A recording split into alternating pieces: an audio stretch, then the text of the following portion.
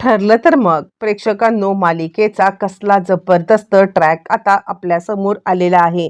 मालिकेमध्ये आत्तापर्यंत आपण इकडे पाहत आहोत की प्रियाला सत्य समजलेलं आहे आणि प्रिया मात्र आता खूपच चिडलेली आहे. चिडलेल्या प्रियाने या सगळ्यामध्ये मात्र आता इकडे सायलीला संपवण्याचा निर्णय घेतलाय. पण प्रियाचा हा डाव तिच्या अंगाशी आलेला आहे आणि या सगळ्यामध्ये मात्र आता मालिका खूप मोठा लीप घेणार आहे. मालिकेमध्ये मात्र आता जबरदस्त टर्निंग पॉइंट येणार आहे आणि मालिकेमधलं एक पात्र आपल्याला कमी होताना दिसणार आहे.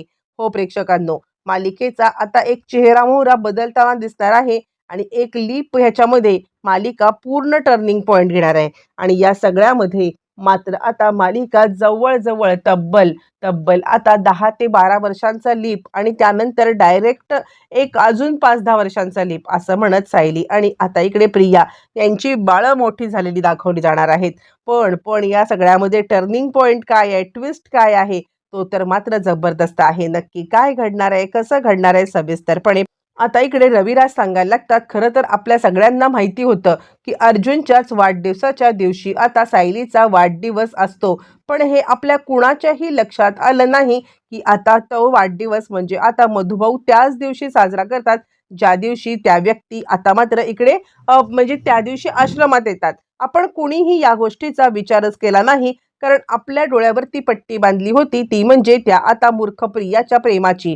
आपण आता मुळातच आपल्याला तन्वी सापडले म्हणून सगळेजण खुश होतो, पण त्यामुळे लक्षातच आलं नाही की आता अर्जुनचा वाढदिवस आणि सायलीचा वाढदिवस एकाच दिवशी का येतो. पण सायली, या वर्षीपासून तुझा हा आता अर्जुनच्या वाढदिवसाच्या दिवशी होणारच नाहीये. कारण कारण तुझी जन्मतारीख, तुझी वेळ सगळं सगळं आपल्याला भेटलेलं आहे आणि त्यामुळे काहीही झालं तरी सुद्धा कोणत्याही परिस्थितीमध्ये तुला आता तो वाढदिवस तुझा आता त्या दिवशी करायला लागणार नाही ज्या दिवशी तू आता हरवली होतीस. तर तुझ्या खऱ्या-खुऱ्या वाढदिवसाच्या दिवशी आता आपण वाढदिवस करणार आहोत, असं म्हणत सगळ्यांनी ठरवलंय. बरं, आता तोपर्यंत सायलीला खूप एक्झर्शन झालंय, खूप त्रास झालाय. पूर्णाई तिला आता सांगायला लागते, "जा अर्जुन, तिला आता वरती रूममध्ये घेऊन जा आणि जरा तिला आता आराम करू दे." असं म्हणत पूर्णाईने मात्र आता इकडे सायलीला आराम करण्यासाठी तिच्या रूममध्ये पाठवलेलं आहे. ज्या वेळेला पूर्णाईने सायलीला रूममध्ये पाठवलंय आणि अर्जुन तिला रूममध्ये घेऊन सुद्धा गेलेला आहे आणि त्यानंतर मात्र आता पूर्णाईने इकडे सगळ्यांना बोलवलंय आणि पूर्णाई सांगायला लागते, "मला तुमच्याशी मात्र आता सगळ्यांशी महत्त्वाचं काहीतरी बोलायचं आहे." आणि त्यावरती पूर्णाई सांगायला लागते, "हे बघा, आत्तापर्यंत आपण सगळ्यांनी मात्र आता सायलीने आपल्या सगळ्यांसाठी खूप काही केलेलं आहे. पण आत्ता वेळ आहे ती म्हणजे आपण सायलीसाठी काहीतरी करण्याची. आपण सगळ्यांनी मिळून आता सायलीसाठी असं काहीतरी भन्नाट काम करायचं आहे ना, की ज्यामुळे मात्र आता हे सगळं सेलिब्रेट होईल.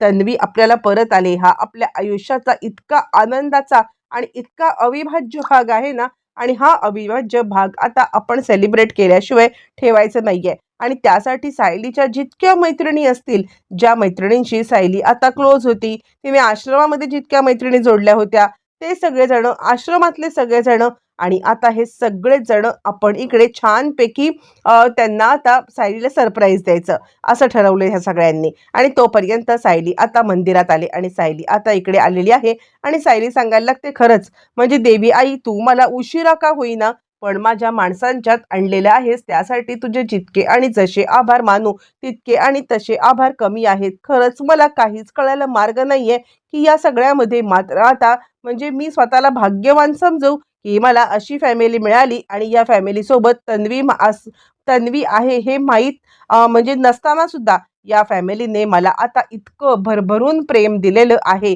कसे आणि किती तुझे आभार मानू खरंच मला कळतच नाहीये." असं म्हणत सायली आता देवाचे आभार मानते आणि हे प्रेम, ही आपुलकी, ही माया आणि हे सगळं सगळं माझ्यापासून अजिबात पुन्हा कधीच हिरावून घेऊ नकोस, कारण या सगळ्यांच्या शिवाय आता मी अजिबात जगू शकणार नाहीये. असं म्हणत सायली आता देवाकडे प्रार्थना करते आणि त्यानंतर मात्र आता खऱ्या अर्थाने घरच्यांनी तिच्यासाठी केलेलं सरप्राईज प्लॅनिंग आता सुरू झालंय. बरं, हे सगळं होत असताना मात्र आता सचिन आलेला आहे, तो म्हणजे प्रियाकडे.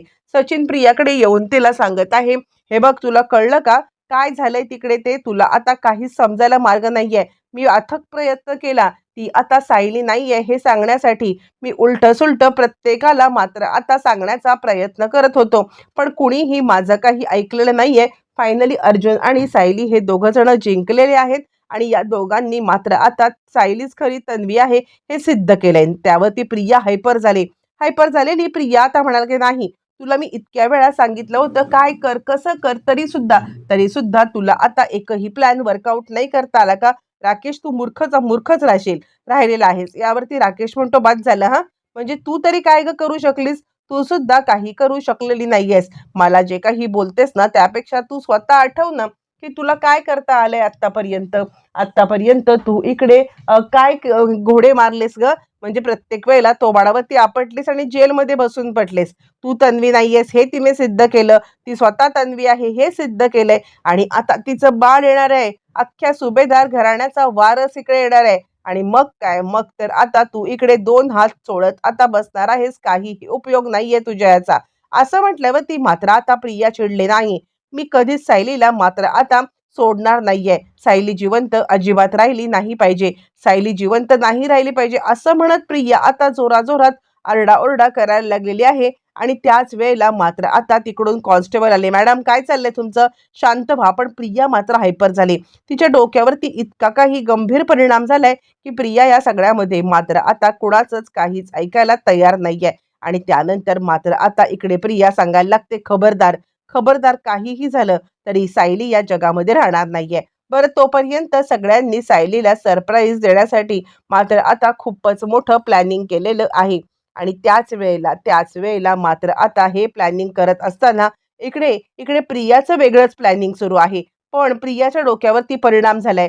प्रिया आता भ्रमिष्ठासारखी वागायला लागलेली आहे आणि त्यानंतर जेलमध्येच तिच्यावरती उपचार सुरू करण्यात आलेले आहेत. प्रिया आता वेड्यासारखी डोकं भिंतीवरती काय आपटते किंवा प्रिया या सगळ्यामध्ये आता मात्र जेवतच नाही दिवस दिवस, तशीच बसून राहते. सायली सायली असं गोल गोल गोल गोल नाव घेत बसलेली असते. हे सगळं सगळं जेल प्रशासनची माणसं आता पाहतात आणि काहीही झालं तरी हिच्या घरी आता कळवायला पाहिजे असा विचार करतात. इकडे तोपर्यंत मात्र आता सायलीला जाणवते की आपल्यापासून लपून छपून सगळेजण काहीतरी प्लॅन करतायत. आणि त्यामुळे मात्र आता सायली इकडे सगळ्यांना विचारते, काय चाललंय काय तुमचं? म्हणजे आता मला तर समजलंय की मी तन्वी आहे ना. मग त्यानंतर मात्र आता तुम्ही तन्वीपासून कोणतीही गोष्ट कधीच लपवू शकत नाहीयेत. बोला बोला, काय तुमच्या डोक्यात चाललंय? मला आता हे करून प्लॅन करताय का? मी तुम्हाला हा प्लॅन करूच देणार नाहीये. असं म्हणत मात्र आता इकडे सायलीने सगळ्यांना चांगलंच फैलावरती घेतलंय. पूर्णाई आणि आता सगळेजण सांगतायत, नाही ग बाळा, तुला तुला न सांगता आम्ही कोणता तरी प्लॅन आता करू का? अजिबात नाही. आणि त्यामुळे तू आता अजिबात चिंता करू नकोस. या सगळ्यामध्ये तुला सांगितल्याशिवाय काही करणार नाही. पण सायलीला जाणवतंय की आपल्याला सरप्राईज करण्यासाठी मात्र ह्यांचं काहीतरी प्लॅनिंग चालू आहे. बरं, हे सगळं होत असतं. इकडे आता महिपतला मस्का लावण्याचं काम चाललंय. कारण या सगळ्यामध्ये या लोकांनी तर आता हारच मानून टाकलेली आहे. कारण कारण आता काहीही झालं तरी तरी या सगळ्यामध्ये जर का कुणी गेम बदलू शकतो किंवा जर का कुणी आता या सगळ्यामध्ये काहीतरी चेंज करू शकतो तर तो महिपतच आहे. आणि म्हणूनच महिपतला या सगळ्यामध्ये मात्र आता हे करण्याचा प्रयत्न करतोय. पण महिपत कुणाला ताकास्तूर लागू देत नाहीये. आता मात्र इकडे सचिन सांगायला लागतोय की अण्णा अण्णा लवकरात लवकर या दोघांची मदत करा. तुम्ही जर का असंच काही करत राहिलात ना तर मात्र आपण सगळे रस्त्यावरती येऊ. यावरती अण्णा सांगायला लागतात, अजिबात नाही, मला या सगळ्यामध्ये काही करायची गरज नाहीये. आणि दीक्षित, तू सुद्धा आता हे सगळं सोडून दे. माझी लेक परत आली ना की लग्न करा आणि आता कुठेतरी फॉरेनला सेटल व्हा. जे काही पैसा अडका तुला आता हवा आहे तो सगळा पैसा अडका देण्यासाठी मी तुला तयार आहे. बोल लवकर दीक्षित. असं म्हटल्यावर ती मात्र आता तो सांगायला लागतो, अण्णा अण्णा काय चाललंय तुमचं? म्हणजे आता पैसा आहे तुमच्याकडे पण तरी सुद्धा यावरती आता इकडे सांगायला लागतो तो म्हणजे महिपत, मग तुला अजून काय पाहिजे? हे बघ, काहीही काळजी करू नकोस. तुला जे काही लागेल ते आता तिकडे पोहोचवण्याची जबाबदारी माझी. तू आणि माझी लेक फॉरेनला जा आणि सुखी राहा.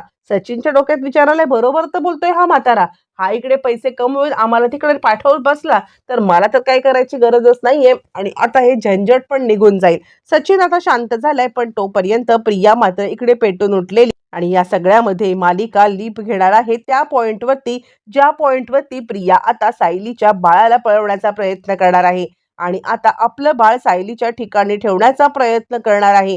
हा सगळा प्रयत्न मात्र आता प्रियाचा असा काही फसणार आहे, की या सगळ्यामध्ये प्रिया आता सायलीचं पण नाही आणि आपलं पण नाही, दोन्ही बाळं गमावून बसणार आहे. हो प्रेक्षकांनो, नक्की काय घडणार, कसं घडणार, मालिका 12 वर्षाची लीप कशी घेणार, येणाऱ्या भागात सगळं पाहायला मिळणार.